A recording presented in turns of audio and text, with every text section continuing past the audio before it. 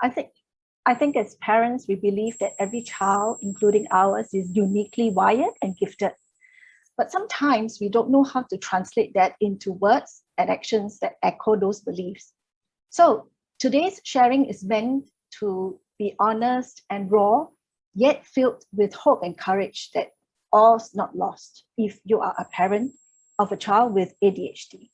Without further ado, let me introduce you to our 4 panelists who will share their own journeys of how they have been working with their children who are distinctively gifted.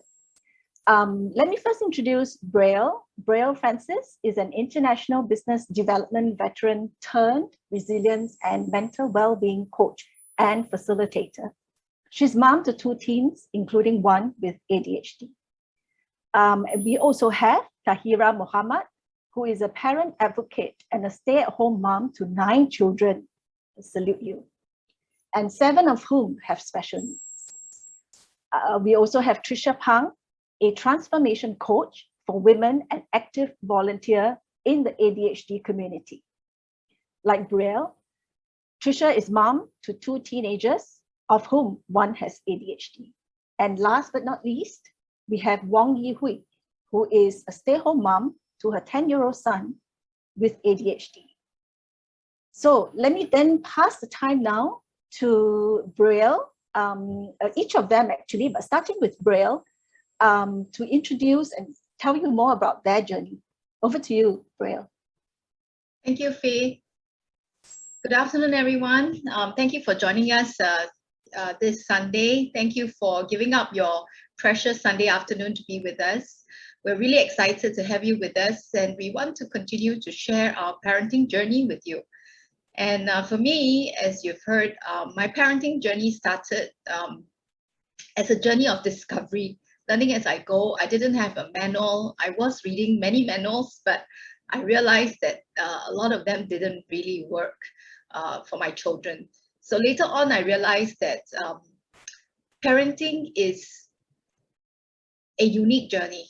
And because every child is unique and every one of them is a gem waiting to be polished, to shine. And my approach has, especially in parenting my 18-year-old son who has ADHD, ASD, and dyslexia, is no different from parenting so-called normal kids, we call them, right? So our family's belief is every single child is important, and it's important that we help our children make sense and relate to the world around them. Because I've seen my son who has been bullied in school, and also other, so to speak, normal children who've also been bullied in school. So helping them to thrive and be happy in the world around them is so important to us as parents. The other thing that we accidentally found was that sports therapy was a lot more effective than occupational therapy, where we spent a lot of money in. So we decided to expose our kids to various types of sports to help them discover their talents and build resilience. And it has been an enriching journey for every single one of us in the family. Just really discovering how to fall down and get up, and then evaluate what we have done well, what we have not done well. It's such a core skill in growing up. Not just the academics, but being resilient throughout life, facing many different challenges. Whether we are ADHDers or not, there will be challenges that will come our way. How do we deal with that? So our philosophy in our family is that everyone is the same, everyone is unique, everyone has a place, and everyone has talents that we can offer and bring to the community to serve everyone. So that's my journey. Thank you. Hand over to you, Faith. Faith, you are mute. Thank you for that introduction, Breyl.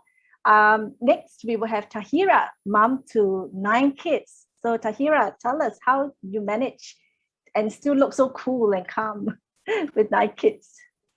Hi everyone, I'm Tahirah. I'm mother to 9 children, 7 of whom are special needs, and 2 of them have ADHD. 17-year-old son and 12-year-old daughter who is recently diagnosed in July. Okay, so I started my parenting journey as the moment I know about the moment I know that I'm pregnant, then I started reading all the parental books.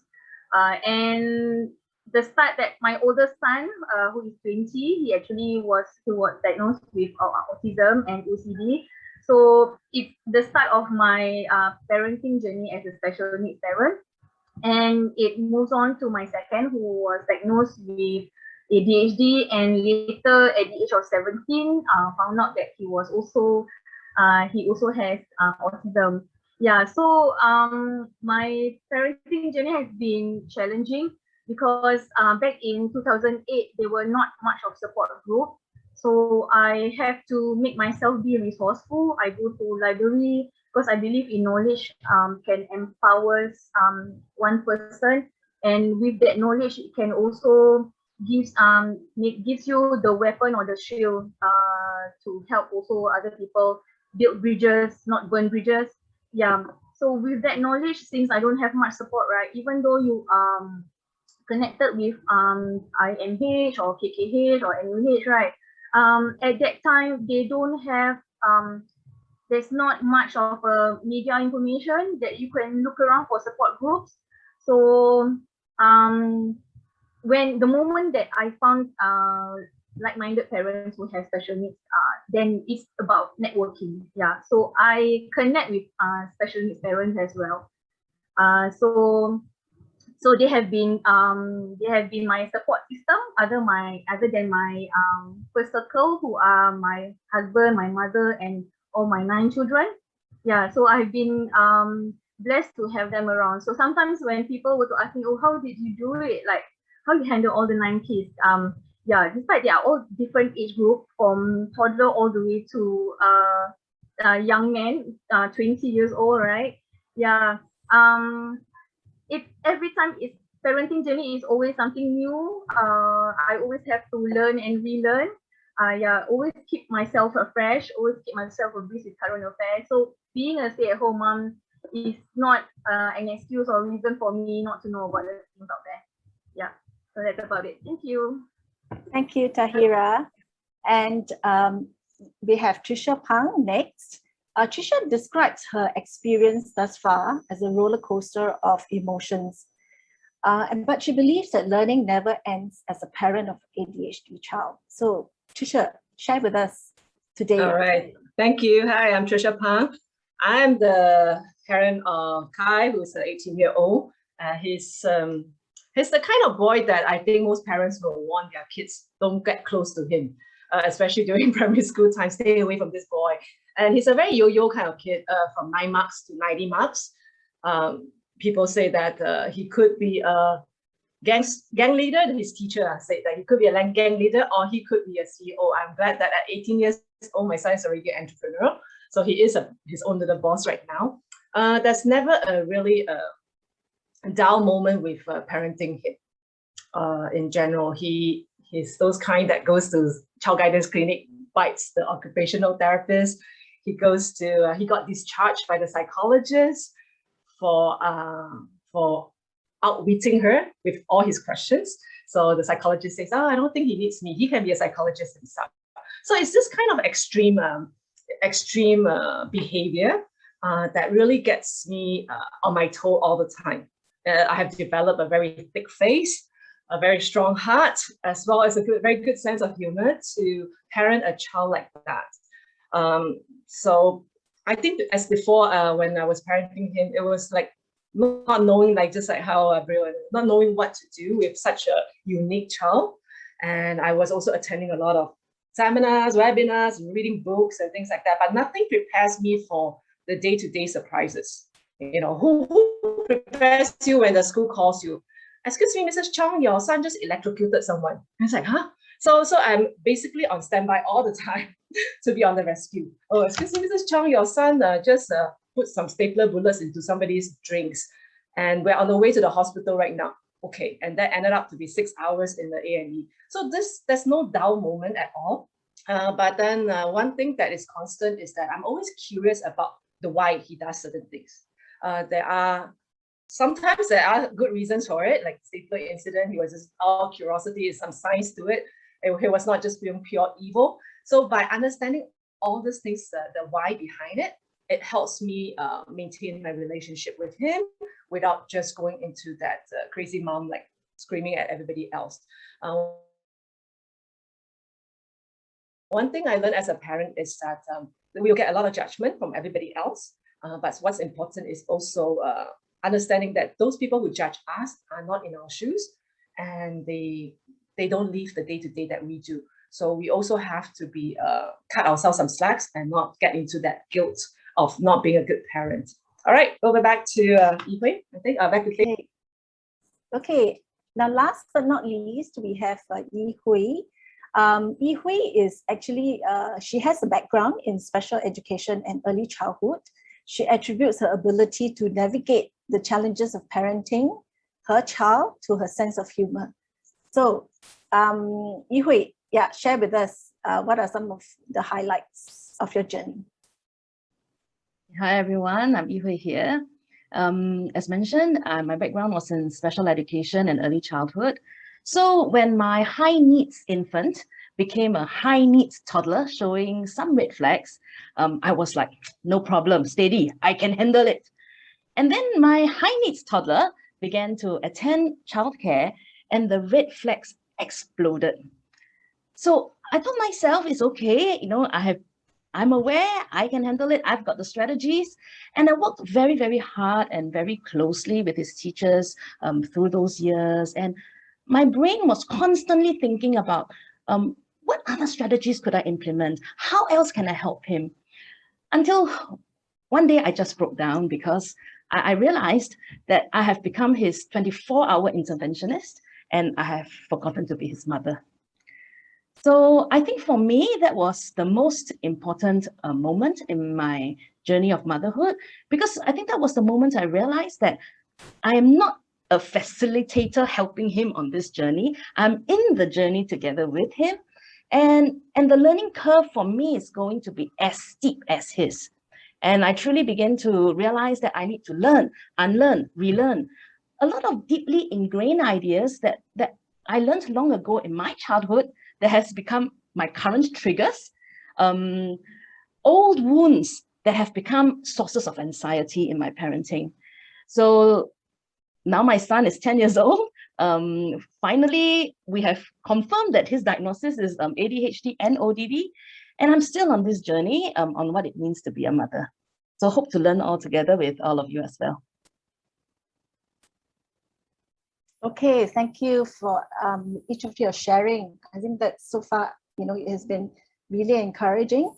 I think just to maybe manage some expectations here, we, in order to make the most out of today's session, especially since, you know, we are trying to give you as many nuggets of wisdom as possible, we have divided the session, the sharing, into 3 sections based on some of the commonly asked questions as well as those that have been sent in prior. But we would also want to qualify that at this point that, you know, please forgive us, apologies if we can't take all your questions. Yeah, so some of the questions that you have may be answered as the different panelists share their experience. So yeah, and at the end of it also, we, if you do have time after the session, we could stay back for a short while, maybe for about 10 minutes, if you really would like to interact with the panelists. Okay, so yeah, let me very quickly just give you the framework of how we're going to share, do this session. So essentially the 3 parts or 3 sections that we are going to look into will firstly be on child-centric, being child-centric, and how might you as parents embrace your child with ADHD. And then the second would be the family approach, and family approach including self-management, self-care, working with your spouse, other family members, including extended family, and also a little bit about medication. Thirdly, it would be working with schools, allied educators, or healthcare. Yeah. So for this first part on child-centric and how we might embrace our child with ADHD, we would have, first of all, Breyl to share some thoughts on this. Breyl? Okay, yeah, so for me, I find that one of the most important thing is to first recognize that it is your child. This person that you are trying to parent is not an ADHD or not an ASD or dyslexic person, but they're first your child first. So like what Yi-Hui mentioned, right? Remember that your mom, that your child, it could be your son, it could be your daughter. Focus on how you would parent your child, for who they are. Because regardless of diagnosis, they are coming here on earth with a purpose, with an opportunity to share their skills, their talents, and every single child are blessed with talents. And it is our job as parents to discover those talents or to help them discover those talents and to actually build those talents so that they can be a blessing to those around them. And remember, they all can be, regardless of that, all that behaviors that we see when they're young. I remembered my son, first day in school, I already found there was something wrong with him, in nursery, when he was walking around the class, just refusing to sit, and he was very blessed to have a teacher who was just walking around with him, and he was what, K1. And then I said, it was so strange. Why would this person just walk around? And he did this for 2 weeks. Although, at that point in time, he was, so to speak, diagnosed as naughty. The psychologist said that we were not strict enough parents. But you see, at the end of the day, I think that all of us need to first embrace our child as who he or she is.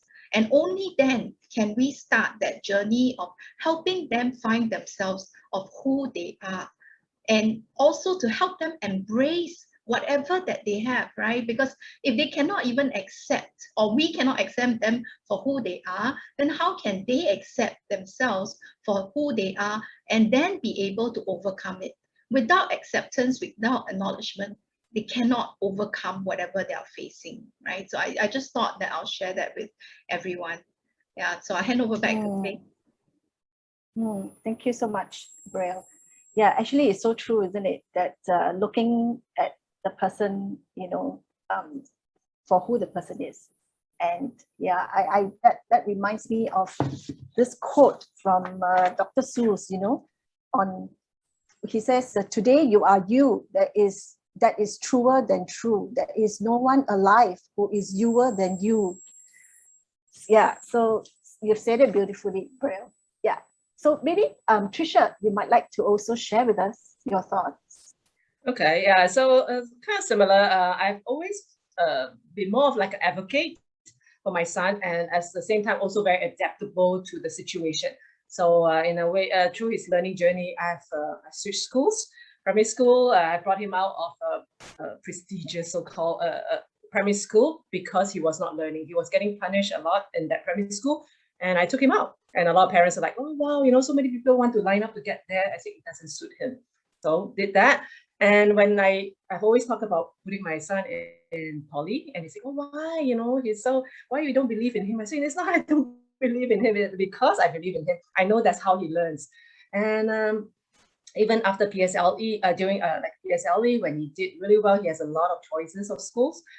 And I just say, well, we'll choose the one that best suits him, not the most branded one. We could, but the one that best suit him. Again, a lot of people are like, why? So I find that these are the things that really helped him develop his strength, understand himself and how he learns. But that doesn't mean that doesn't mean that I change school means the misbehavior goes away. It doesn't. It just means that he's in an environment that is a little bit better. But as people started judging him, like it could be teachers, depending on who you meet. I mean, you guys probably have we can all write books on teachers who don't believe your kid. So my child is one of those love and hate relationship. Either the teacher hates him or the teacher loves him or see the potential in him. And it has been consistent since he was kindergarten. And I find that the difference is when a teacher believes in him, they will give him opportunity. Just like how if we believe in our child, we will start seeing that sparkle. It's not just naughtiness, it's that sparkle, right? And then wonder what's behind that little sparkle. But it can also go the other way. We could be like the teacher that only see that behavior, the nonsense and all those things. So I think it's a constant reminder for us as parents to know your child and to advocate, to know them well enough to know that, hey, what they did, is that true? Sometimes the teacher even come to you for things that you know is not true. And because they already been labeled a naughty child, they just have that whole package. Anything happen in class is his fault. Yeah. So he has been accused of so many things that I actually end up have to advocate for him. And he has to learn how to advocate for himself too. So these are some of the things that only when we have a good parent and child relationship, making the effort to understand them a little bit better will help with situations like this. Okay. Yep. Well, Yes. thank you. Well, at this point, I would just probably, if you have any additional advice, besides what has been shared, anything else that you want to add to what has been shared on embracing your child?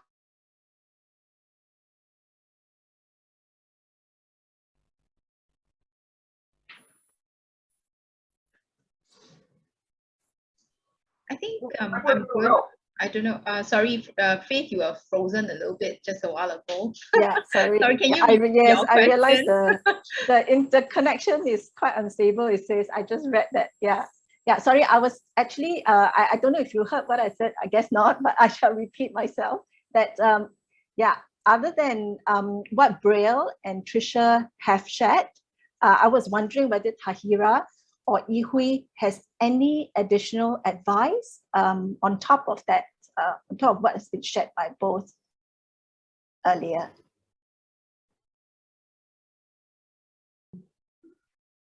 Yeah, hi. Yeah, okay. Yes, that's right. Our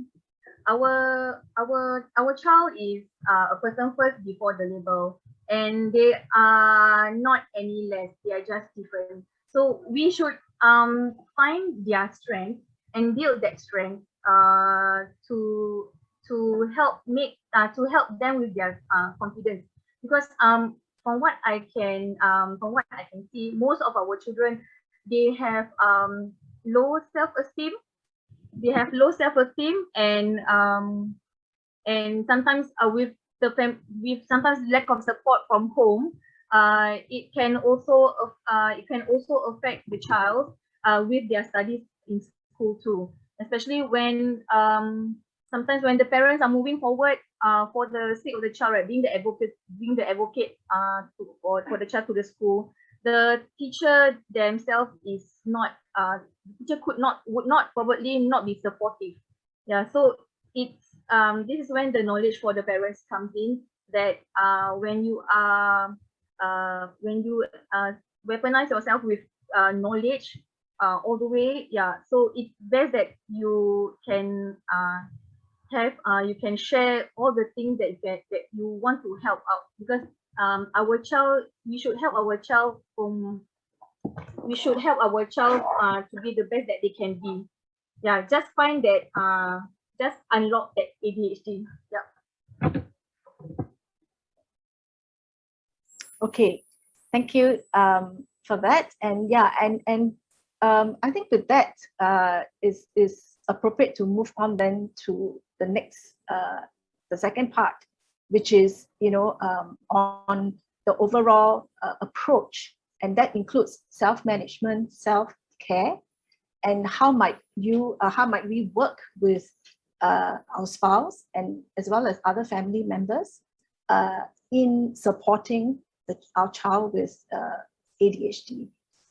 So Tahirah or Yihui, yeah, you can take over and maybe share a little bit in terms of family support as well as self-care.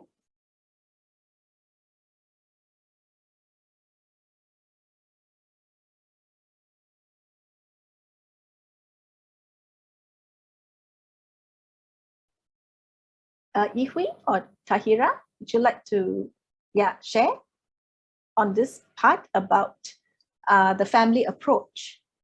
to supporting your child with ADHD? Where is it? Okay. Okay, I'm waiting for the slides to run.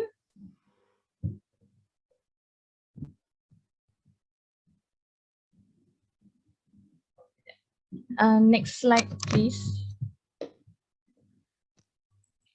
Okay, yeah. Okay, so here is the family approach to self-care, right? So there are a lot of versions about understanding what is self-care all about.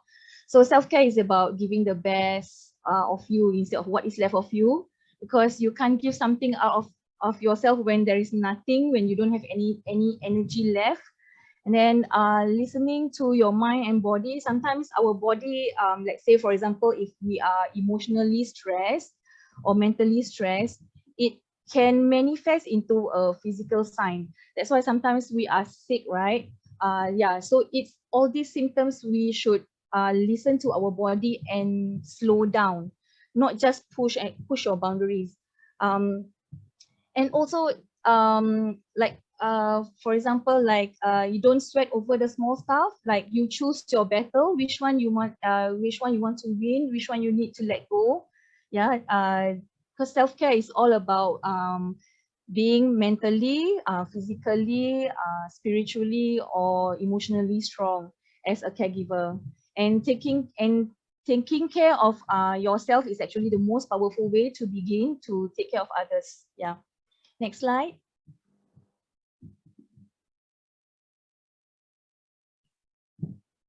Okay. Okay. Here's our self-care ideas. So there are about 14 self-care ideas there, but I'm sure there are a lot more. Okay, so the painting that you see over there, those paintings were actually made by my son.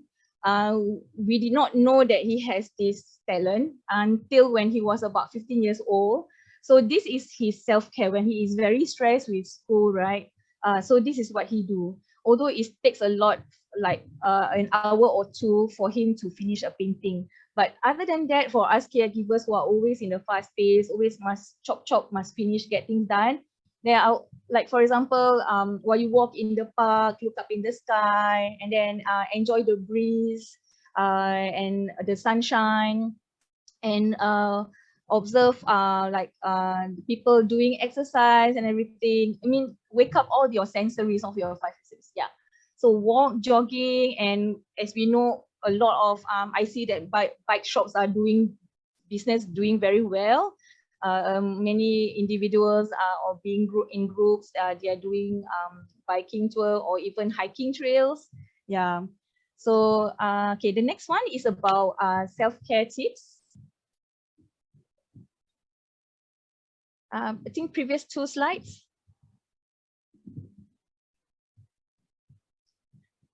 Yeah, so the 10 simple self-care tips to help you be a better you.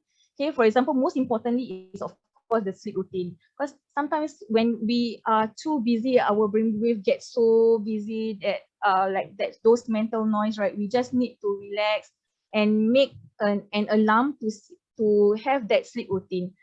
For being in the workforce or even as a stay-at-home mother, and then eat mindfully, not just eat for your physical but also for your mental health. Then create and enforce boundaries, because sometimes we do not know when to say no. Yeah, when we have a lot of other people depending on us, we just need to know when to say no. And then disconnect, whether you are working on the laptop or surfing on the net, make time to know when to disconnect yourself from all those social medias. Okay, and then organize inside and out. Okay, organize, that means things that you are inside. Is your home clutter? Because researchers have found that having a clutter homes can actually give you stress, anxiety, and depression too. So and having a clean, organized home can actually help with your mental health as well as a caregiver. Then do something that you love. Okay, maybe listen to your music. If you love dramas, go watch for it. Comedies and stuff like that. Okay, and then practice breathing technique. Sometimes we do not realize that we did not breathe properly. So making time to have that deep breathing once a while is very beneficial for your body, mental, and and also for your mind.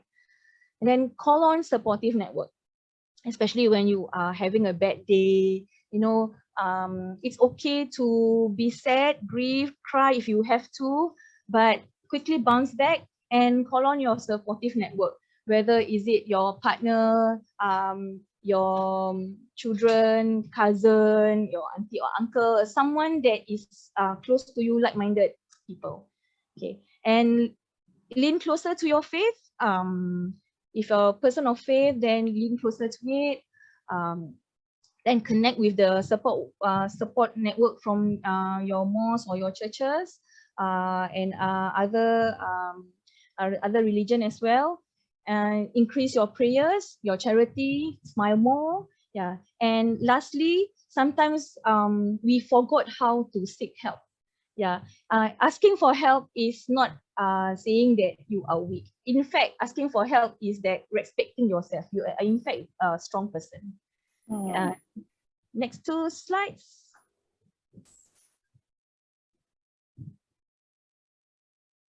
Yeah. Okay. Okay. So in this picture, these 2 photos are me years ago, about somewhere in 2018. So being a caregiver is not all about giving. We should not neglect our own needs as we care for others. This is very important. I do self-care, but the question is, do I self-care enough? Okay, so I learned the hard way.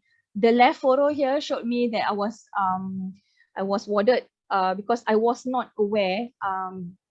I was dehydrated actually, as I was still breastfeeding my child.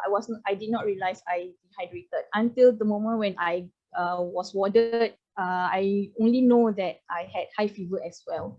And a year later, a day later, I found out that I have actually kidney stones. Yeah, so I had to go for surgery as well while still being warded in the hospital. So self-care is not being selfish, it is about self-full. Yeah, next slide.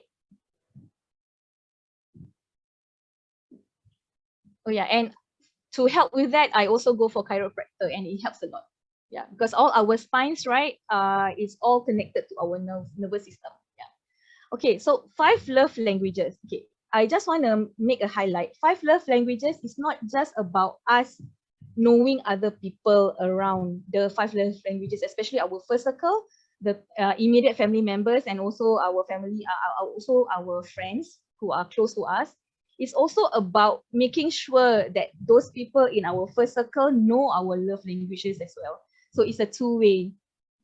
So words of affirmation, saying stuff like I love you many times a day, praise their effort, and write little love notes.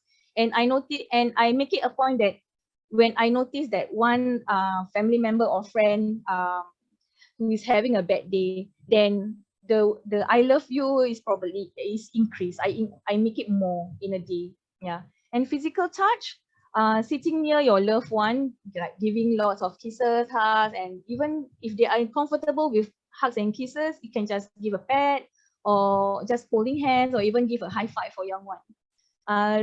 Receiving gifts, yeah.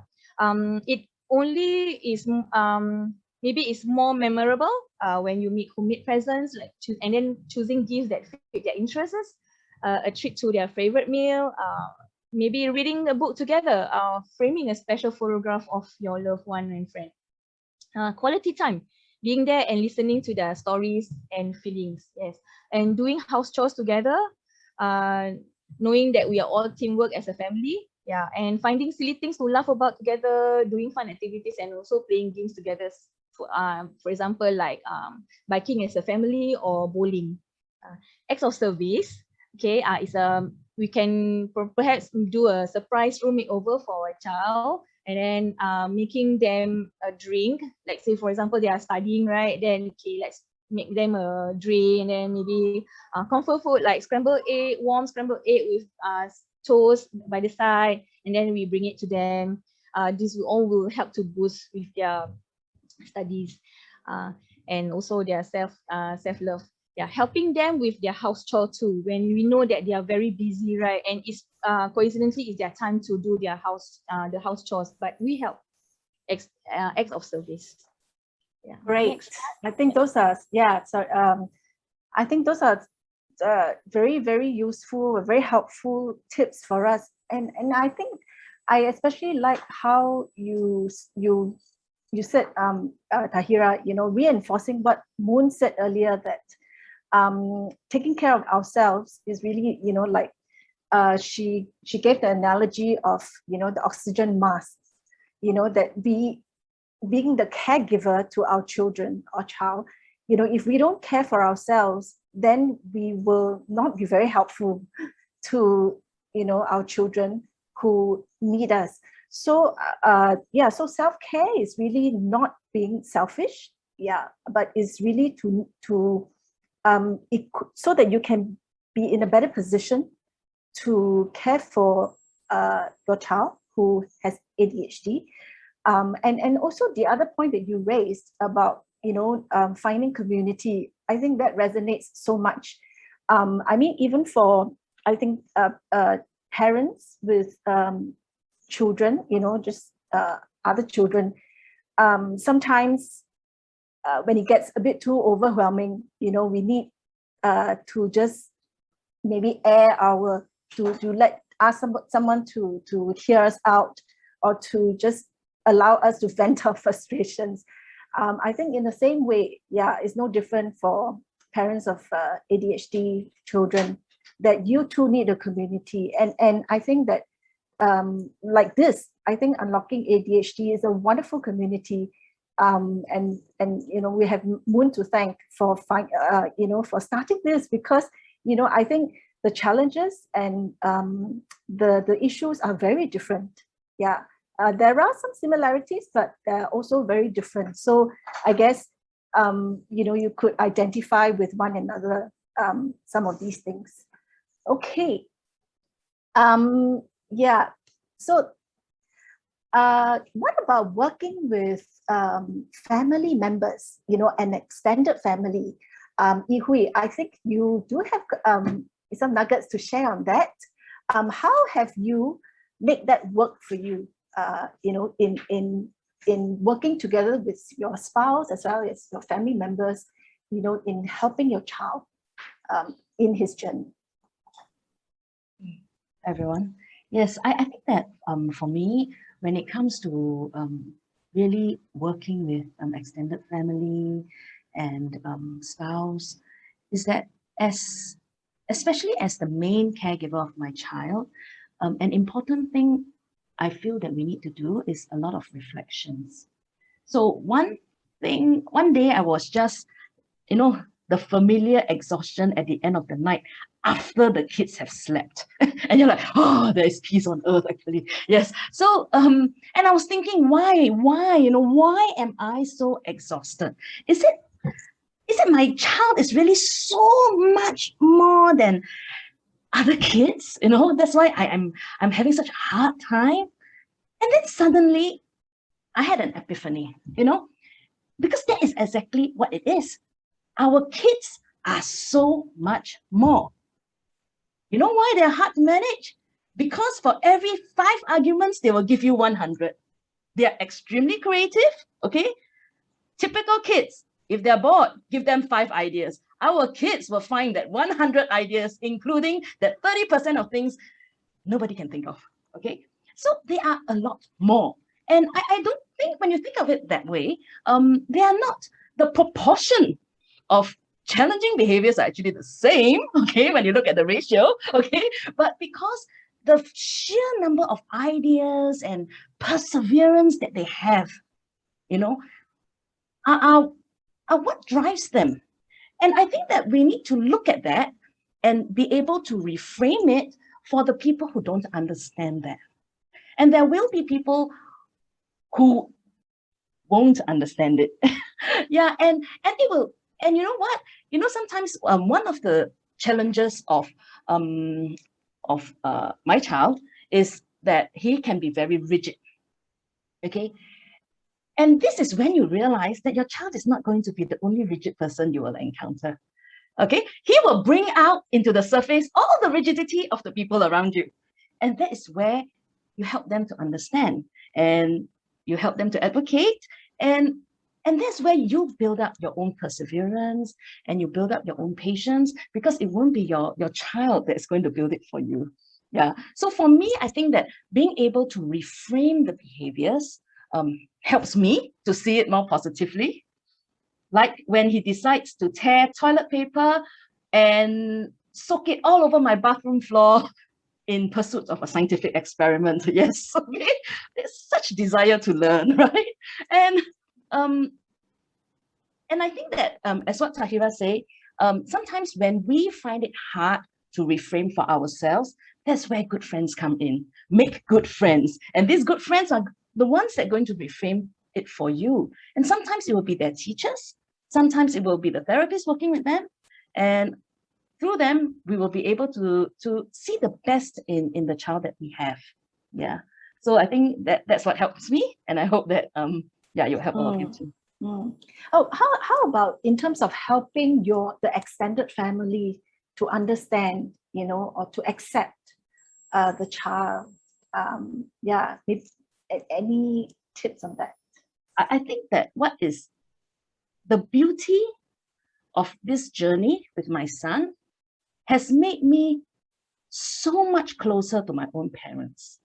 And I think one of the biggest reasons is because thanks to all the ADHD, unlocking ADHD, thank you, okay, of suddenly realizing that ADHD is very much genetic. Yeah. And then it falls into place why my father is like this through my childhood years, and then my father realizes why he is like this. And my father is like, oh my gosh, he's like me when I was younger. Then my father will tell me his childhood stories of my great-grandfather getting called to school because my dad climbed up to the top of the basketball hoop and refuses to come down, And I think that it is amazing because when they see these parallels, my father is going through a journey for himself that he's no longer blaming himself for who he is, because he is going through this journey with my son as well. And I think that can be very beautiful. Yeah. Wow. I just want to add to that. Tricia, Relationships, go ahead. because you get a lot of judgments. Even my mildest tempered father-in-law, he never raised his voice to anyone. There was once where he was unbuckling his belt, wanting to whack my son, which is like totally out of character. I've never ever seen him like that. And as he was really angry, he said, "Why on earth would you give birth to a son like that?" And I was just like, and then a lot of tears, a lot of crying, and my mother-in-law heard it, and my mother-in-law was like, and the thing is, it's very hurtful when we hear things like that. But what's important is not to take it personally. I think along the way, there are a lot of different people, strangers come up to you to say that, oh, you didn't parent it right, didn't do it this right. And not to take it personally. I always use that as an opportunity to educate how they are, what is ADHD. I use this as an opportunity. But imagine if I get personally offended by that. I will have ruined my relationship with my father-in-law, which is like my dearest family member. And so I think this is something to keep in mind. And also between husband and wife. Before, what's really helpful and was a turning point for my husband and I was actually through one of this kind of parenting talks thing, they were asking us to do a parent profiling kind of thingy to find what kind of a parenting style we have. And only then I realized, oh wow, we have two very different parenting styles. He was, my husband at that time was more of an authoritarian style. And then I was more of that kind of like authoritative, like the neutral, like everything, talk through it and stuff like that. And then we realized, oh, why everything was I say you do with my husband. And then that got us into argument. But the moment we understood our own parenting style, we got to come up with a common front. We got to come up with like no good cop, bad cop. Let's have a common front and deal with it together. And I find that really, really helpful. And this is not like carved in stone. I mean, of course, our parenting style adjusted accordingly. Right now, my son is in the teenage phase. My husband is totally like very permissive. Okay, he handles it his way, his consequences, which is also another extreme. But what's important is for us to understand our own parenting style, our experiences with our own parents as how we brought up, and how it impacts how we parent. Because a lot of times it's actually because we malu, right? So we almost find that we need to punish our kid so that other people see that we're not bad parents. And that's just not necessary. So over the years, you get to learn about your own style and be confident about your own parenting style and know your son or your child better, so you can be the advocate. Right. Well, I mean, it makes so much sense that as like you said, Yihui, that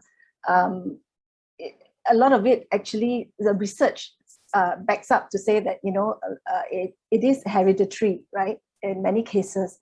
So I think it also helps us to be, I think, more understanding, more forgiving to either ourselves, who may have the condition, or our parents, one of them who have the condition, and then to work that dynamics out together as a family. I mean, it's never easy. There's no one size fits all formula, but yeah, it's really, I think, helpful to see where you can come together, and like you said, how it has strengthened bonds and the relationship in the process. And talking about working with spouse, and I want to just maybe ask Breyl to talk a little bit about how you work with your husband on that. Okay, so I also noticed in the question somebody asked about how do you get your spouse to be with you. Okay, so I thought I'll just share my journey. So when my son was officially diagnosed at 10 years old, obviously, I mean, I've always suspected he had an issue, but then my husband has always said, oh, it's because I mollycoddle him, blah, blah, blah. And then, so it has always been a discipline issue and not a learning disability issue. So at 10, when we finally got him diagnosed properly, and then so of course, all of us being a typical Singaporean parent, right, we went on overdrive, right, deciding like, okay, so what we're supposed to do, and then it was 10 years old, 2 years before PSLE, so many things to deal with, right? And so at that point in time, because we were not very clear about who should do what and all that, and like what Tahirah said, right, there wasn't a lot of information, and also we didn't have any, so to speak, parenting group or any group that we could join. So a lot of it was really very much what we could learn. So early on, I mean, we had different, like Tricia, myself and my husband also had different parenting styles, in fact, very opposite parenting styles. So upfront, I decided that, you know what, PSLE is coming, we need to focus on academics. And my husband was more academic. I said, okay, you take over. Okay, so then it's not that I hands off, but I looked at the other areas, the softer side. And I told my husband, I said, you are much better in this area, so maybe you can work with him more. And because we have 2 child, the other thing I want to highlight also is to please do not forget your other child, because they will feel neglected. If you spend your whole entire 24 hours just looking after that one child, right, then your other child will feel neglected. I remember my daughter saying, how come Gogo get tuition? How come I don't have tuition? Is it because y'all don't love me as much? So it's quite scary, because I was like, what? You're 7 years old and you say this? So and that was when my son was diagnosed with his diagnosis. So I think that what's important is to decide that among yourselves as parents, there are 2 of you. Please, like what Tahirah says, don't put everything on your shoulder. There's another shoulder to share this journey with. And whether you agree or disagree, you have same parenting style, not the same parenting style, we all must recognize that we all, whatever it is, right, we both want the best for our child, regardless. I think everybody can agree with that. All parents want the best for our child. It's just that we do it differently. And then very early on also decide how, even if you cannot agree, then agree to disagree, and then kind of, so to speak, I call it divide and conquer. So in the early years, I really appreciated my husband helping him with his academics. And I've seen him go through the struggles with my son, right? You know, I remembered I was traveling a lot, so my husband sent me this video to say that, you know, in PSLE favorite math question, they have this where you draw another box to make a cube. So my son draw another box, right, to make a cube, and you know, the answer key says that it's supposed to be here and not there. And then my son argued with him for hours, and my husband was so angry. So my husband printed it on a bigger piece of paper and said, okay, you cut out this whatever you drew, and then you show me how the cube is going to be fixed. And he did. And it was a correct answer. It's just that it wasn't the PSLE answer key. So that's when we told my son, you know, the world is going to see you in the key answers. So for PSLE, you need to answer this answer. Your answer is correct, but the world cannot see the world as it is.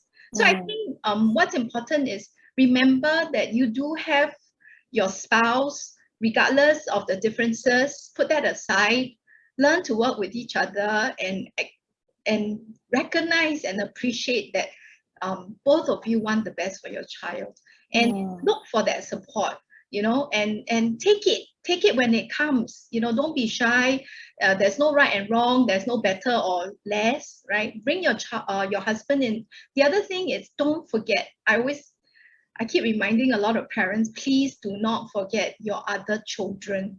They are as equally loved as every single one of them. So do spend time with them. So for me, in the early years, my husband spent a lot of time with my son. I spent a lot of time with my daughter. And then now at teenage years, we kind of swap, you know.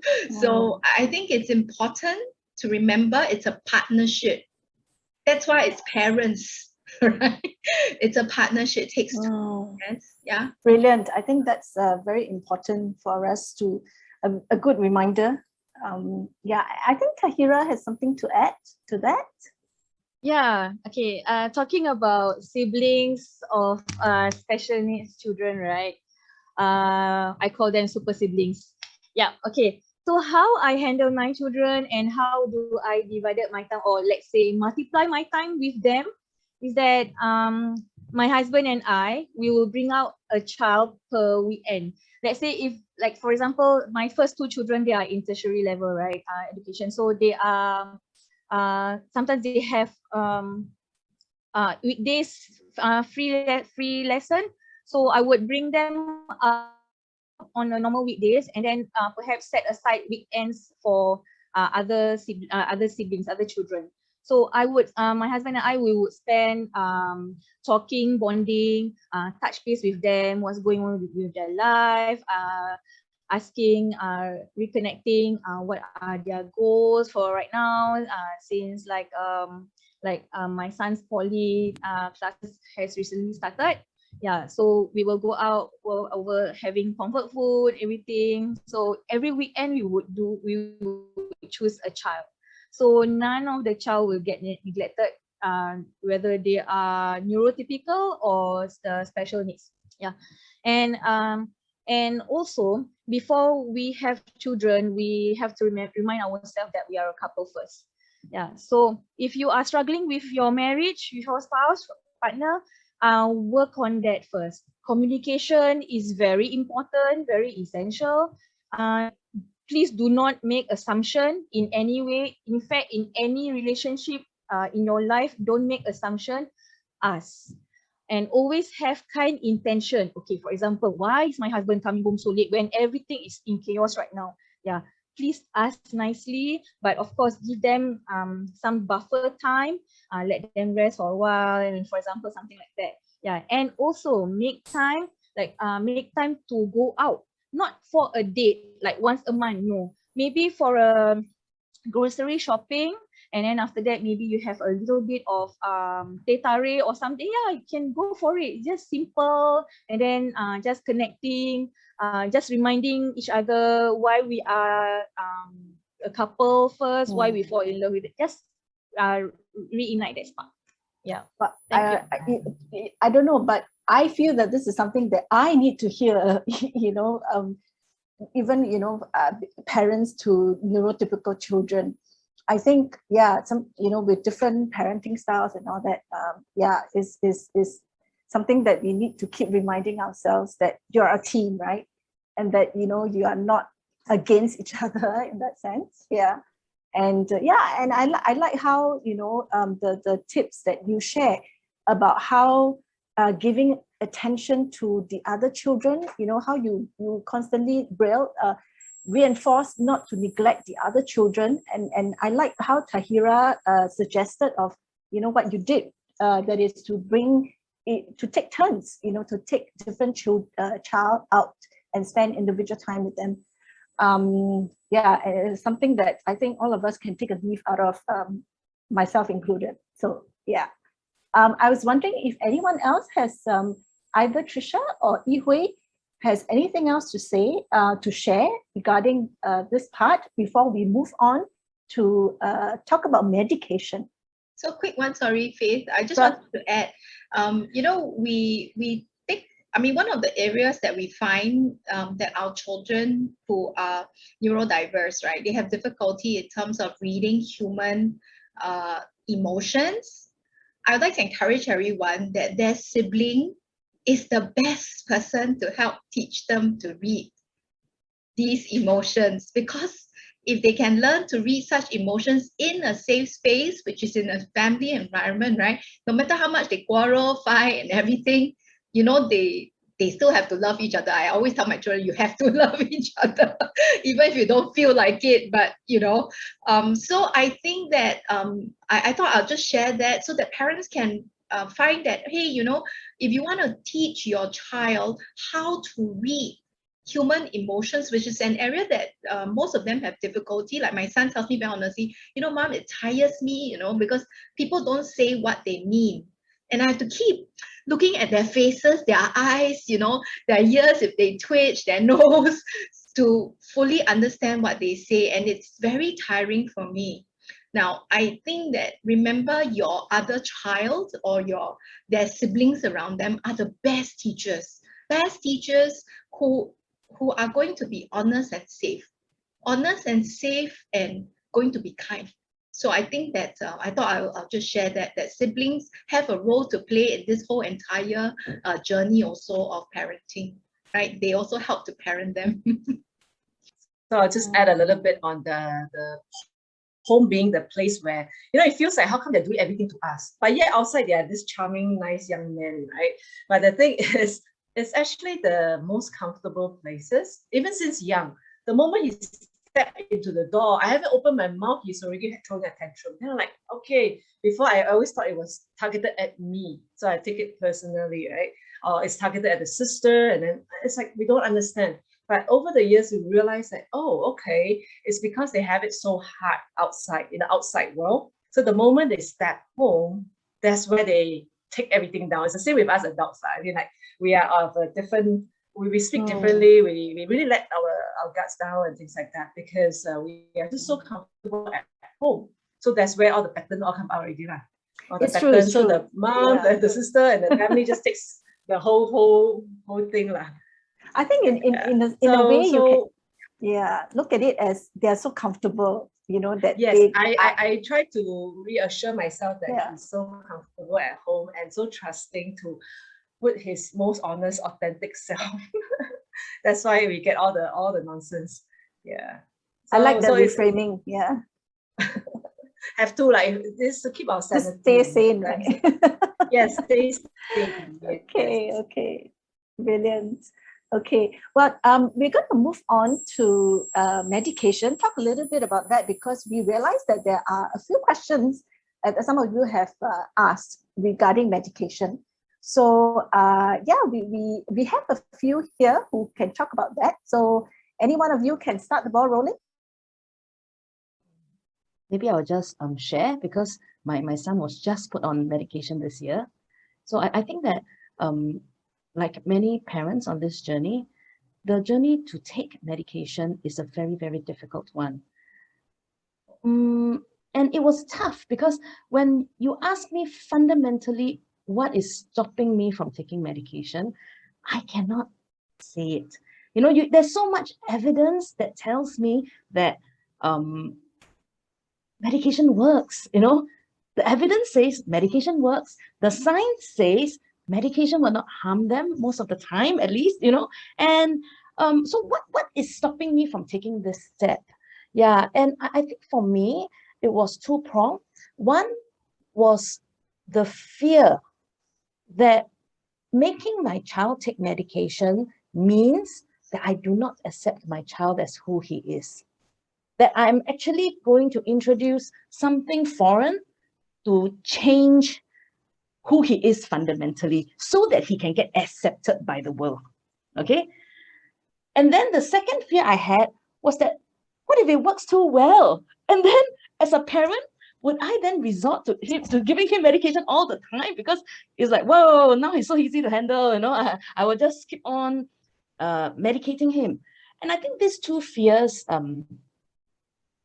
really helped me back from taking this step for many years. Yeah. Which I was glad for, because I think that the years of deciding and going through this entire thinking process was very important to me, because I think that by the time I decided to give my child medication, I have already thought about all the possibilities. And what finally made me take this step was that even though his school talked to me about medication, they recommended me medication, but even, and his psychiatrist as well, you know, nobody forced us to get him to take medication. You know, at no stage was it made that we were compelled to do it, other than a decision taken between me and him. And it got to a point when I realized that he really, really wanted to do better. He really wanted to try his best. And he cannot understand why is it that he is not able to be at his best all the time. And this is causing him a lot of stress and a lot of anxiety. And I think that was what prompted me to take this step, because I guess it was really between him taking medication now so that he can address these stressful feelings and being able to handle the world around him better, and empowering him to do that independently because he's growing up, versus withholding it, and then he will have to medicate himself years down the road, because then he's bogged down with all the depression, all the anxieties of his entire growing up journey, which will be far more difficult than I think many of us can imagine. Yeah, so I think for me, that was what brought me my son to trying it out. His Ritalin. So he's on Ritalin right now, yeah, this year. And yeah, so I think that after taking medication, I can see that it does help my son a lot. You know, especially in terms of task initiation in school, he no longer feels so much stress just being able to start work. He's able to complete his work in class, and he feels good about it. You know, it's not about him being able to become a top A student, but the very fact that now he's able to realize that he can do what his friends can as well. So yeah, so anyway, that's just behind our medication journey. Right. Tahirah, yeah, what about you? Yeah, okay. So my daughter right now, she just took Ritalin for about a month, but due to health reasons, she was unable to continue using Ritalin. Can I have the slides on? Thank you. Yeah, okay. Before that. Okay, so in the picture there's the ephemeral brain. My older kids have been using the same fish oil. So it contains omega-3 and omega-6. So my daughter, because of health reason, right, she was unable to use Ritalin. And so I asked for a substitution, and the doctor said that she can use this oil, and this is what the pharmacies at IMH is selling. So just a quick highlight that for Muslims, right, please be mindful that the capsule shells are usually made of porcine. And so do avoid buying in capsules and buy the ones in formula liquid instead. And also the plus point is that when it's in liquid form, right, our body absorbs faster, so you get the nutrients quickly. Yeah. Second slide. Okay. So for example, okay, for my oldest, for my son here, right? Okay, this was when he was younger. He was suggested to use Ritalin also, but for him, he does not have the effect as my daughter. For him, it's like I don't feel the effect at all. So we just stopped the medication. We did not take anything at all. So I try other approach. For example, like his inattentive minds, that means his brain is less stimulated. For example, if he push himself to answer maths question, right, he may have headaches. So to have so he actually needs a break. So by like hugging a soft toy, or look out of the window, look at plants and trees, drink water, and then maybe simply take a short nap. Okay. And we found out that origami actually helps to expand his patience and also heighten his focus. Yeah. So this actually is a relaxing therapy for my son. But as long as it works, I'm the happiest. Yeah. Thank you. Okay, thank you. Well, I think we have quite a lot of insights there on this section on the family approach. I think last but not least, we move on to the segment on working with schools or allied educators or healthcare. So on this, again, we have Tahirah, who can share some of her experience with us, as well as also after Tahirah, whoever who wants to jump in and talk a bit about, give some tips on how you may work with schools and, healthcare institutions or whatever. Yeah, please do jump in as well. Yeah, Tahirah? Thank you, Faith. Yeah. Can I have the slides on?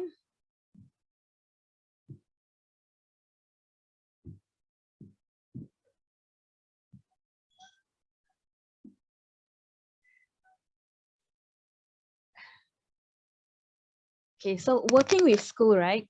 So for every academic year, I would make copies of medical reports and I actually give it to my form teachers. And from my form teachers, I will actually requested them to share it with the allied educators and also my child subject teachers.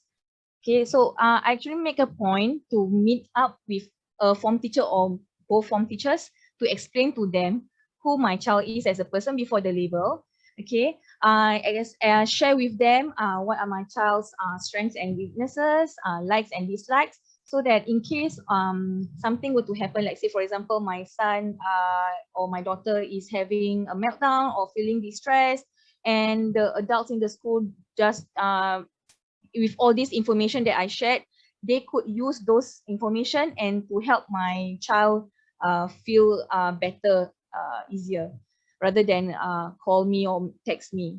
Yeah, and by sharing the medical report, right, we are actually building open communication with the teachers and also allied educators, as our child is away from home. The adults in the school is actually his second home. Okay, when both parents and educators are a team, my child will definitely benefit the most. Yeah, so it's so, like I said, I have mentioned earlier that we build bridges and not burn bridges. Yeah, so it's very important. Next slide. Okay, so working with school, right? We from home, right? We also help to keep our child interest changing. Okay, reward them depending on their age group and give them challenges. Continue to intrigue their mind, and then when they feel that they are intrigued, definitely it will help to increase their focus. And also novelty, not something that you've seen on TikTok or anywhere that like a viral kind of thing. Do something that is new, original, or unusual, which your child have not done before. Yeah. Next slide.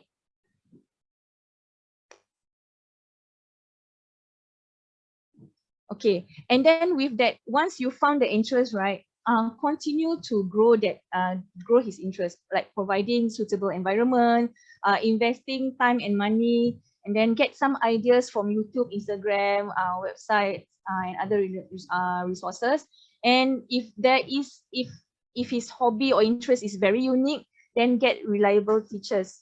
Yeah. Next slide. Okay. Also explore different skills, because having different skills, we are living in Singapore, right? Sometimes we are too much in a way of the academic side. We forgot about the skill side, the soft skills, hard skills.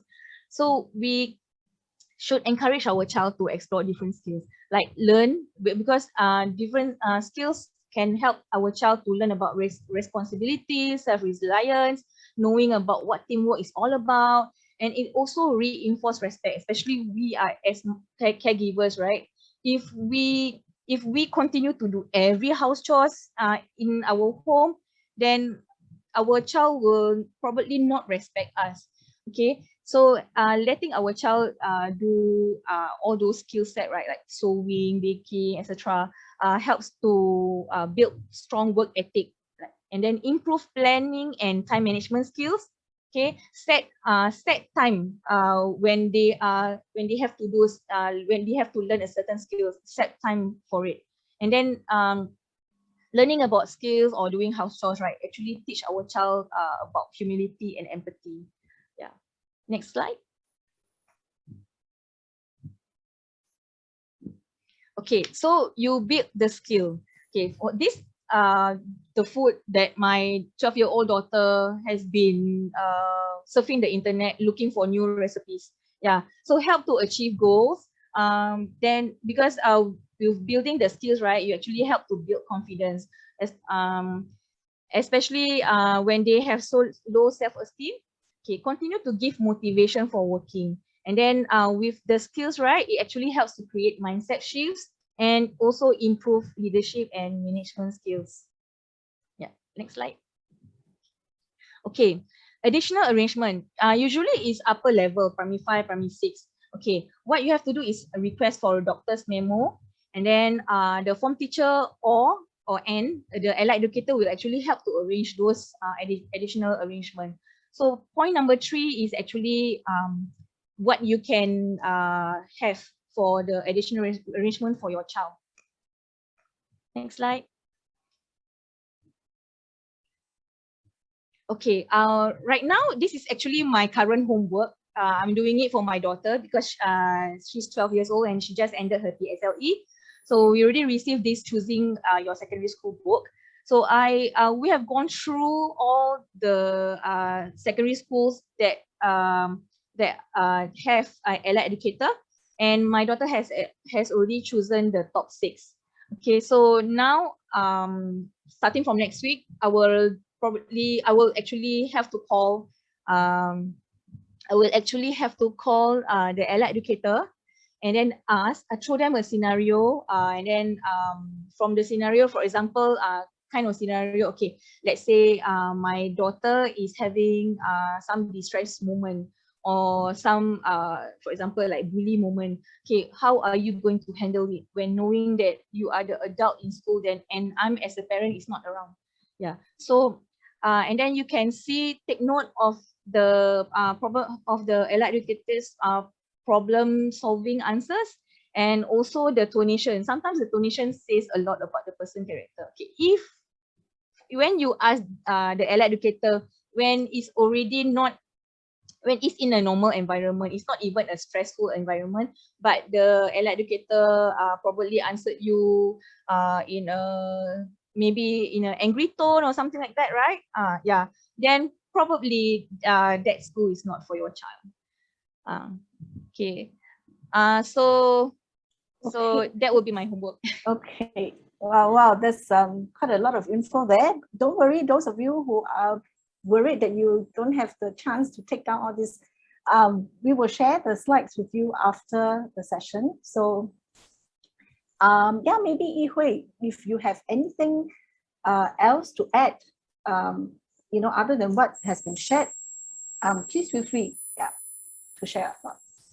So my son is now 10. Yeah. So I'll share about what I have to do to choose a primary school for him. So before he was ready for primary school, one of the things that I was very clear I wanted was that I will choose a school near my house. Because of his sensory issues and all that, I knew that he will be very, very tired coming back from a full day of school, and I do not want him to spend more time traveling. So with that criteria in mind, what I did was, like what Tahirah said, I wrote into the school and I requested to talk to the AEDs. And this is interesting because when you talk to the AED, I love what the points that Tahirah said, especially on asking specifically certain scenarios. And if the AEDs have very specific interventions that they already have in place, it means that the school has a system to manage children with challenging behaviors.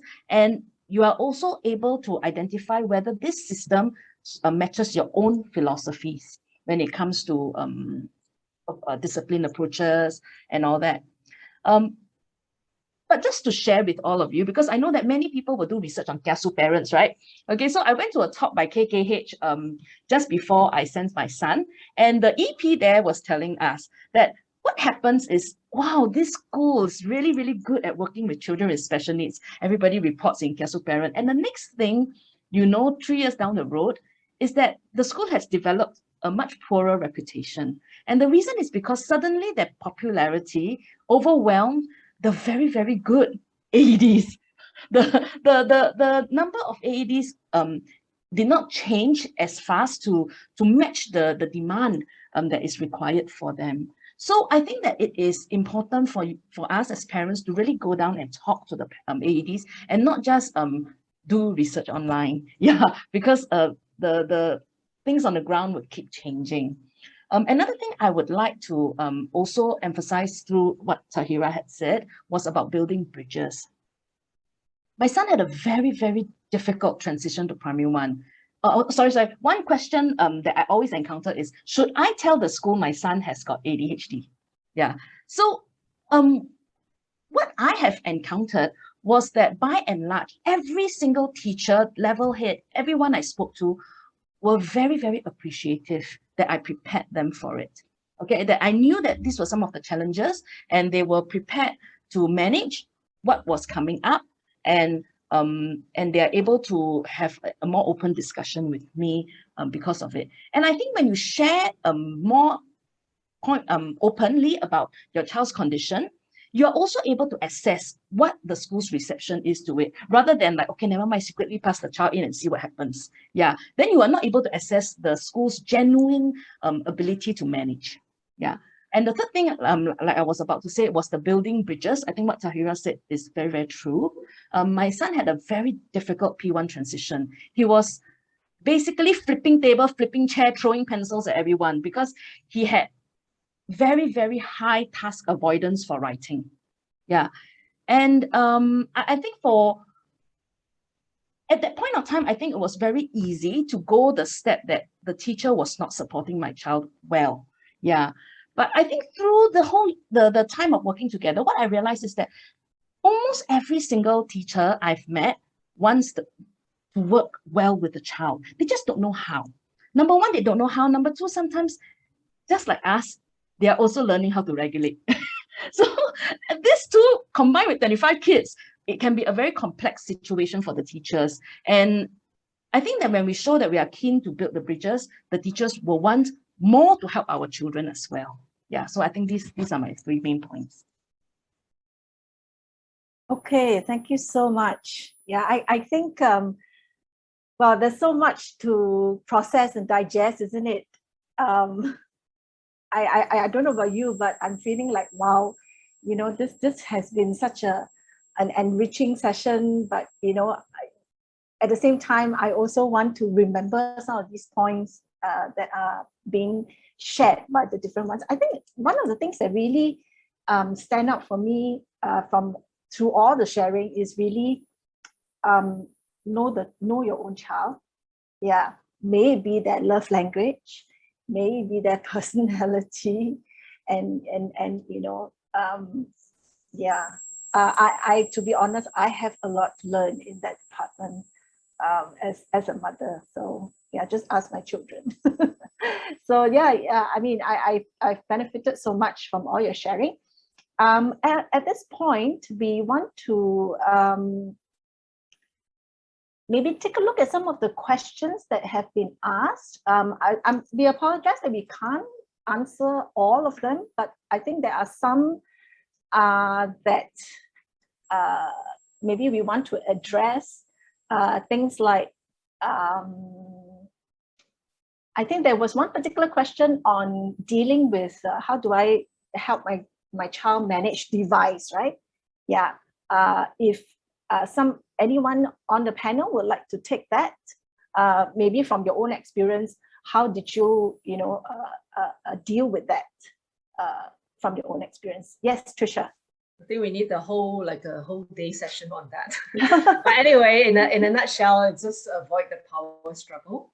It's not useful at all. I went through that phase, a lot of fighting, a lot of damages done. It's just remember, it's not a forever issue. It's not a forever situation. At 35, your son will not be hogging that phone all day long. They have other things to do. But a lot of times we think it's a forever thing. And that's where we are like, I must do this. I must insist that he doesn't do that. Let them understand the consequences and things like that. If we can channel their... what really broke through with my son and his device was when we really let go. Before we have all those beautifully written out contracts and all those rules and regulation, it didn't work at all. And it's a constant fight. And what really broke through was when we just like, okay, fine, you know the consequences of It actually got him suspended in school for some of this behavior on device. He was sending some inappropriate things to school. And those are things that he learned the hard way. He learned the consequences that with his action of doing that, he lost a lot of opportunity. He lost his face in secondary school. He lost the opportunity to go to Japan for a school trip. Quite a few things are the side effect of that. And I think it was a steep learning curve. And so when they learn it through this manner, I think it's more longer lasting. And also that the fact that he has other things to distract himself ultimately, because we're no longer fighting, before he was just focused on fighting us, the power struggle. But when he's no longer, he doesn't have to fight us anymore. He's like, okay, yes, I get my phone all day long. It's so boring. I want to do something else, right? So I think that helped a little bit for myself. Like if I were to advise my younger self about gadgets, is to avoid the power struggle and protect the parent and child relationship at all times. Mm-hmm. Okay. Just a quick one for me is just for younger children where we still can influence what they do. I encourage parents to really consider engaging them with sports. Sports require a lot of time, and if they are competitive, they want to do well, they have to practice more. And sports also teach them a lot of other skill sets that schools don't teach. So for my child in the earlier years, when I still had control over what he does, we immersed them in so many different kinds of sports, actually as part of OT, even though he didn't know, right? So a lot of it helped. But later on, obviously, same as Tricia, I'm still working with my child on his device, but I have, the approach I have taken is same as what Tricia has done, which is that I told him, I said, you know, you are a teenager now, 17, 18 years old. Whatever you're going to do will impact the rest of your life. So you decide what kind of time you're going to spend on your devices.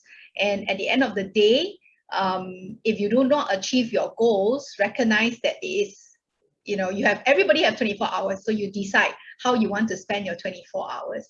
So I think it's about natural consequences. And the other thing is, as a parent, I feel that it's better for him to learn the natural consequence when I can still support and catch him than when he's 35 and I really cannot support and catch him then it will be too late. So I've actually, like Tricia, let go about this whole device thing. I'm not happy with the situation, I'll be honest, personally, but I've learned to trust that it is a part of learning life lessons that he has to go through. I cannot shortchange him of learning that, I feel. from that perspective. So early on, please engage in sports. Sports actually do help a lot. Yeah. Yeah. So is in short is to choose your battles. Yeah. Okay. Well, we are actually 1 minute past the time, and because it's a Sunday, we don't want to hold you back. We want to say a big thank you to the 4 panelists